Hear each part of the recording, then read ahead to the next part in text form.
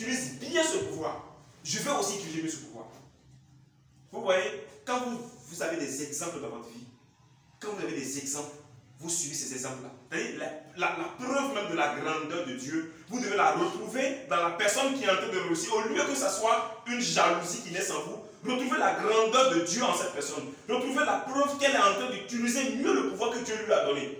Consciemment ou inconsciemment. Parce que parfois on l'utilise bien en avance et après on commence à l'utiliser mal. C'est comme si c'est vous-même. Si vous mettez du sable dans un moulin, mélangé à du maïs, ça donne du maïs mélangé à du sable. Si vous voulez vous entêter à manger la pâte mélangée à du sable, ça va être la sable et la pâte sableuse, comme on dit là. Donc qu'est-ce que vous donnez? Donc j'ai parlé de veiller et prier. Veillez, faites attention, soyez attentifs. C'est-à-dire toutes les pensées qui vous arrivent là, prenez la peine de réfléchir. Est-ce que cette pensée-là vient de moi? Ou c'est les gens autour de moi qui me font penser comme ça? Il y a quoi derrière cette pensée? Est-ce que cette pensée-là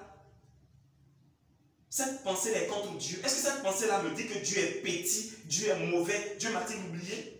Okay. Aujourd'hui, j'ai pris conscience que je suis dans un carré magique où il y a des entités autour de moi qui font de toutes mes pensées, mes paroles, mes actions, réalité. Mais si telle personne est en train de réussir, en fait, je ne suis pas la seule personne dans le carré. Tout le monde a son arigot. Si telle personne est en train de réussir, c'est qu'elle est en train d'utiliser mieux son pouvoir. Waouh! C'est une preuve dans la création. Je vais aussi faire de même. Vous vous concentrez. Donc, vous veillez et priez. Vous mettez vos pensées vers Dieu. Dieu, tu ne m'as jamais abandonné. Tu ne m'as jamais abandonné. Je vais m'en sortir. L'autre qui est en train de réussir, c'est ta lumière toujours qui descend sur cette personne. Donc, vous veillez, faites attention à vos pensées. Quel est le type de pensée que j'ai au quotidien? Et maintenant, vous priez en ramenant tout le temps vos pensées vers qui? Dieu. Et quand c'est comme ça, la lumière descend sur vous tout le temps. Vous serez encore renforcé. Vous êtes là maintenant. Vous pouvez penser positivement. Vous allez sortir, vous allez commencer à penser négativement. Par moment. Mais à chaque instant que vous pensez négativement, rappelez-vous de ma parole. Rappelez-vous de ramener vos pensées vers qui? Vers Dieu.